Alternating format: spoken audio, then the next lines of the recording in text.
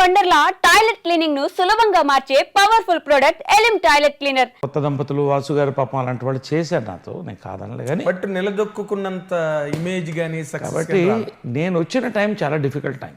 అంటే డిఫికల్ట్ అంటే ఇప్పుడు ఇంకా డిఫికల్ట్, కాంపిటీషన్ డిఫికల్ట్ కాదు, ట్రాన్స్ఫర్మేషన్ టైం మీతోనే ట్రాన్స్ఫర్మ్ అయిందని కూడా చెప్పచ్చు. అలా ఓ రకంగా అంటే జంజాల్ గారు మీరు మీ వరవడి అప్పుడు భారతరాజ జంజాల్ గారు, భారతరాజా గారు, తమిళ భారతరాజ గారు ఇలాంటి వాళ్ళు అప్పుడప్పుడప్పుడు పుట్టుకొస్తారు డైరెక్టర్స్. ఆ బ్యాచ్తో రావడం అంటుకుంది. శ్రీవారికి ప్రేమ లేక అలా అలా అలా వెళ్తున్నప్పుడు పోలీస్ భార్య, sorry Kanakamahalakshmi recording dance Vamsi గారు సినిమా నా లైఫ్లో మర్చిపోయారు. కృష్ణ గారిలా యాక్ట్ చేయాలంటే పడిపోయింది నాకు. పక్కన చేస్తున్న వాళ్ళు ఎవరు, వాళ్ళంతా కృష్ణ గారు ఒరిజినల్ డూప్స్.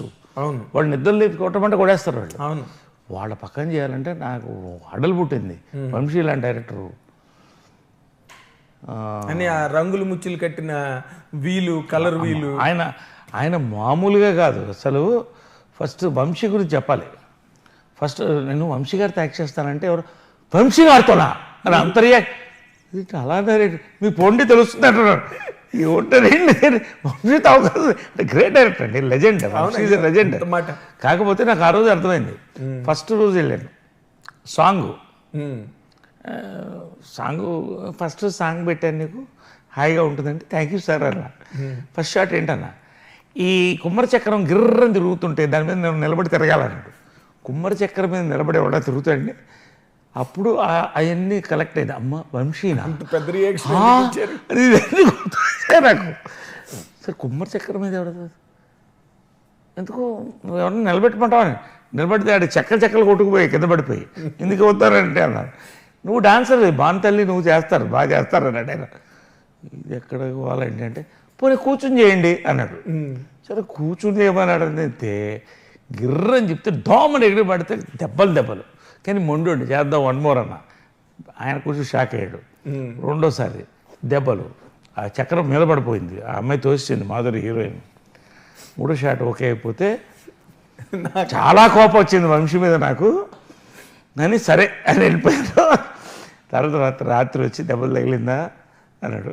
పర్లేదండి ఏముందండి, సారీ సర్లేండి దీన్ని మనం 14 ఫ్రేమ్స్లో చేద్దాం, టెక్నిక్ ఉంది కదా అంటే 14 అది అప్పుడే చేయొచ్చు కదా అంటే. Is a fantastic director. But and మంచి నాలెడ్జ్ అండ్ టెక్నికల్ ఎక్సలెన్స్ ఉన్నవాడు. అవును, అదొక ఎక్స్పీరియన్స్ నాకు. బట్ నా లైఫ్లో మర్చిపోలే సినిమా. ఆ ప్రాక్టీస్ అంతా కూడా ఒక డూపు నాతోనే పెట్టుకుని రాత్రి నాతో నిద్రపోయాడు. సాంగ్ కూడా అప్పుడు చాలా పెద్ద హిట్ సాంగ్ పెట్టారు మీకు. నాతో నిద్రపోయేవాడు, పొద్దున్న నిద్ర లేచేవాడు, నాతోనే పడుకునేవాడు. కింద బెడ్ రాత్రంతా గురుగారు హ్యాండ్స్ అంతా పవర్ అంతా హ్యాండ్స్లోనే ఉంటుందండి. ఇలాగే నన్ను మోటివేషన్ అనమాట. పొద్దున్న లేవగానే గురుగారు రెడీయా అనేవాడు. ఇలా చేసి ఆ బాడీ లాంగ్వేజ్ నాలోంచి పోవడానికి 6 నెలలు పట్టింది. సో అది కనక మహాలక్ష్మి, పోలీస్ భార్య, రియల్ వారిది. తర్వాత అఫ్కోర్స్ చిత్రం వాజ్ మై షోకేస్ ఫిలిం.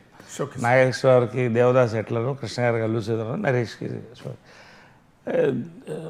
జంబలగడ్డ పంప. అది ఈవీవి సత్యనారాయణ గారికి 100% క్రెడిట్. ఆయన థాట్లోంచి వచ్చింది. దాని టైటిల్ కూడా వేరే ఉండేది, అది ఎవరికి తెలియదు. ఏంటిది? ఒరిజినల్గా నాకు కథ చెప్పి ఎలా ఉందంటే బ్రహ్మాండంగా ఉందన్నాను తిరుపతిలో. రాత్రిపూట మద్రాసు నుంచి కారేసుకు వచ్చాడు.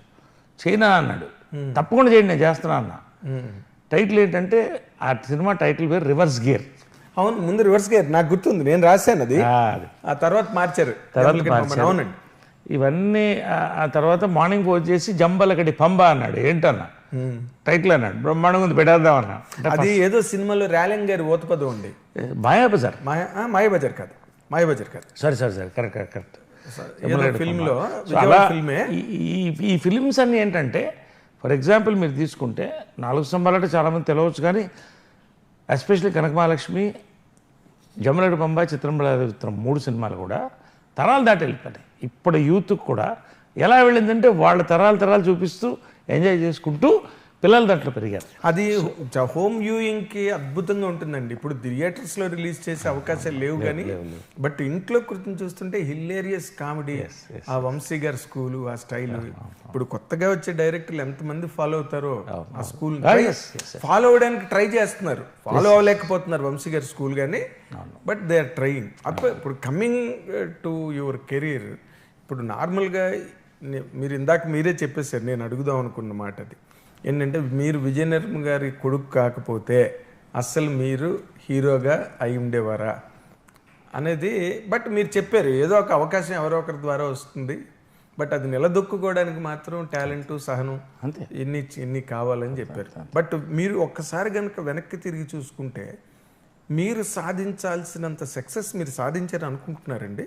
ఎందుకంటే బికాస్ మీకు స్టూడియోలు ఉన్నాయి, ఇండస్ట్రీ అంతా మీ చుట్టూరా ఉంది. మీరు ఒక అంటే ఎంత రేంజ్కి వెళ్ళాలని అనుకున్నారో అంత రేంజ్కి వెళ్ళాను అనుకుంటారా మీరు?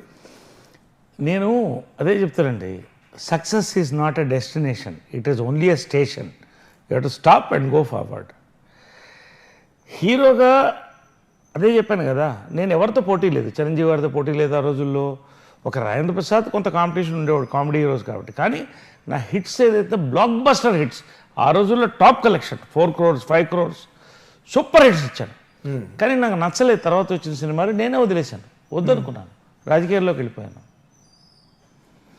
సెకండ్ ఇన్నింగ్స్ వచ్చిందే, ఈ సెకండ్ ఇన్నింగ్స్ అనేది నా మోస్ట్ సాటిస్ఫాక్టరీ ఇన్నింగ్స్ అండి. ఇక్కడ ఒక్క పాజ్. ఇప్పుడు మీరు ఇందాకలు అన్న దానిలో ఇప్పుడు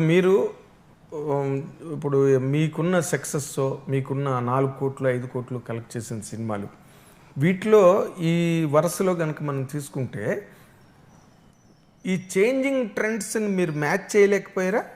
లేదు, నేను ట్రెండ్ చేంజ్ చేసుకుంటూ, నేనంటే నేను కాదు, నా డైరెక్టర్సు, నా ప్రొడ్యూసర్సు అలాంటి వాళ్ళు తగిలారు నాకు. చిత్రాంబళారే Vichitram was out of the box film. అవును. Jambalakadi Pamba was out of box film.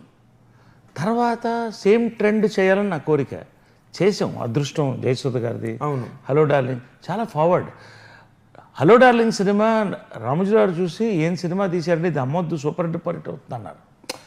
కానీ ఆడలేదు అవి. ఎందుకు ఆడలేదు? ఆడియన్స్కి అప్పుడు ఫిల్మ్ లిటరసీ ఇంత లేదు. They were limited to one scope. I was in advance, rather we were in advance. నా గ్రూప్ ఎవరైతే చేశారో మేము అడ్వాన్స్లో ఉన్నాం సినిమాలో. సో ఒక టైంకి వచ్చేటప్పుడు ఒక బోర్డమ్ స్టార్ట్ అయింది. సేమ్ కామెడీ, నాకు ఆ బ్రాండ్లు ఇష్టం లేదు, కామెడీ హీరో ఇది అది రకరకాలుగా చేయాలని కోరిక ఉండేది. ఆ పాయింట్ వచ్చినప్పుడు ఐ థాట్, జనాన్ని బోర్ కొట్టించడం కంటే, ఆ చెడ్డ పేరు రావడం కంటే నేను దూరంగా వెళ్ళడం బెటర్ అని వెళ్ళిపోయాను. ఓకే, అదే కారణం.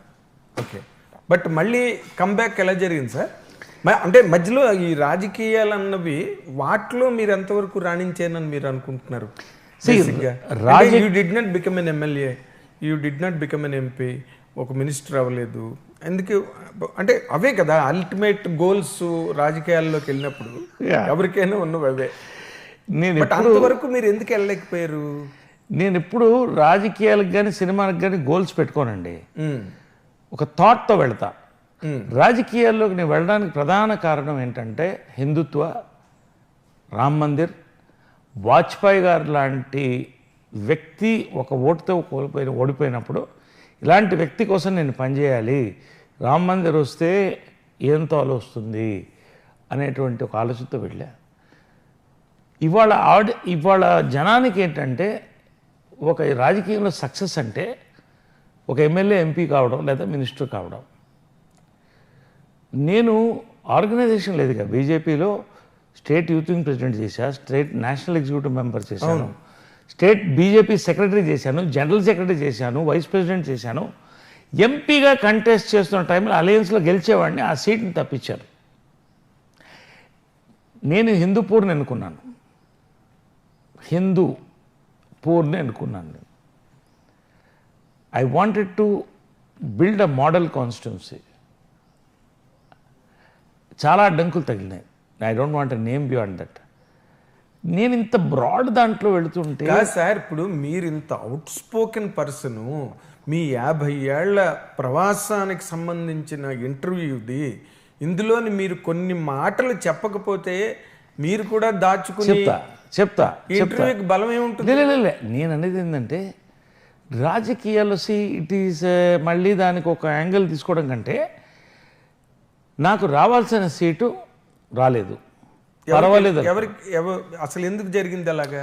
నన్ను అది ఈక్వేషన్స్ వల్ల, రకరకాల ఈక్వేషన్స్ ఇచ్చి ఉండవచ్చు, ఇవ్వలేదు. నన్ను ధర్మవరం నుంచి కంటెస్ట్ చేయమన్నారు ఎమ్మెల్యేగా, నేను చేయనని చెప్పాను. ఫ్యాక్షన్ ఏరియాలో అప్పుడే టార్గెట్లో ఉన్నాను, నేను చేయనని చెప్పాను నేను. కానీ పర్వాలేదు, నేను ఒక ఐడియాలజికల్ వెళ్ళాను కాబట్టి దాని గురించి ఆలోచిస్తాను. సీట్ వదిలేసి హ్యాపీగా వెళ్ళి నేను ఇన్ఛార్జిగా పనిచేశా, అన్ని ఏరియాలు తిరిగాను.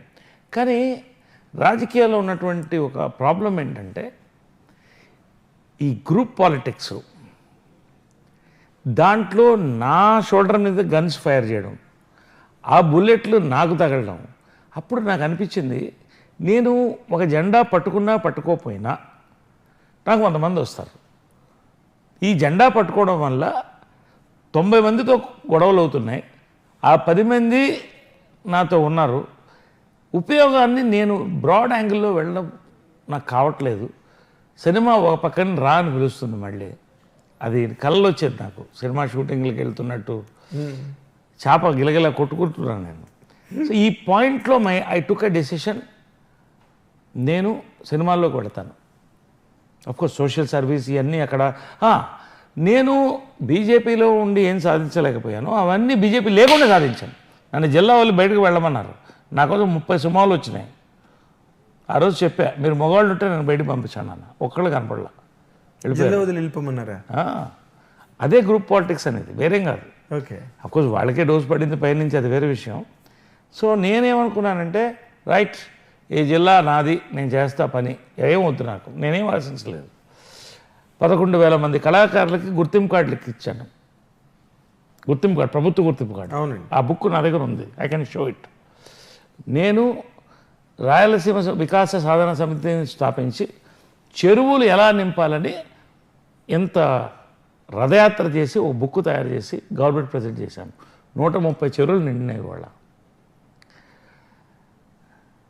1,500 మంది కళాకారులకి హౌసెస్, ప్లాట్స్ వచ్చాయి గవర్నమెంట్ నుంచి. నేను పనిచేశాను దీనికోసం. అప్పుడు అందరు పార్టీలు నన్ను కలుపుకున్నారు, నేను రాజకీయాల్లో ఉన్నానంటే.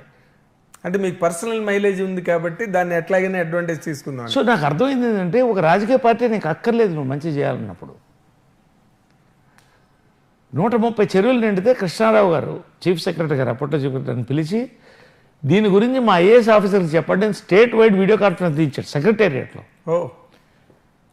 ఇట్స్ ఎ గ్రేట్ ఆనర్ అండి. సో ఫస్ట్ స్టెప్, ఒక కాన్స్టిట్యున్సీ నేను బాగు చేశా, చాలు నాకు, అంతేలేండి, అయిపోయింది. రెండోది, రామ మందిర్ నిర్మిస్తున్నాం అన్నారు. ఒక చెక్కు పట్టుకుపోయా, పెద్ద చెక్కు, నేను ఎంత చెప్పదలుచుకోవాలా. ఎవరు రాలే ఇండస్ట్రీ నుంచి, నేను పిలిచాను కూడా. జై శ్రీరామ్ అని పెట్టేసి అక్కడ జై శ్రీరామ్ అని వచ్చా. మొన్న అక్షంతలు వచ్చాయి అయోధ్య నుంచి, ఆ ఇన్విటేషన్ కార్డు వచ్చింది. బొట్ట కంట్లో నీళ్ళు గారిపోయినాయి. నేను దేనికి వెళ్ళానో నా సాధన అయిపోయిందని నాకు వచ్చింది. I'm destiny to be in films. I have done what I have to do for my ideology, for my Hindutva. అన్ని మతాలు ఇప్పుడు నన్ను గౌరవిస్తున్నారు, నా హిందుత్వాన్ని కాపాడుకుంటా. నా సినిమాల్లో నేను ఎదిగాను మళ్ళీ. ఇవాళ 50th ఇయర్లో చాలామంది అప్పట్లో మీరు అన్నీ కోల్పోయారు నరేష్ గారు అనేవాళ్ళు 15 ఏళ్ళు. అంటే ఇటు రాజకీయం కాకుండా సినిమాలు వదిలేసి మా అమ్మ కంటతడి పెట్టుకునేది. నేను చెప్పా, నేను వేసుకున్న ఫౌండేషన్ చాలా పెద్దది, దానికి గోడలు వేసి కప్పు వేయడానికి చాలా రోజులు పడుతుందని. 50 years ఇప్పుడు కప్పు. మా మదర్ ఎందుకు కళ్ళని నీళ్ళు పెట్టుకునేవారు?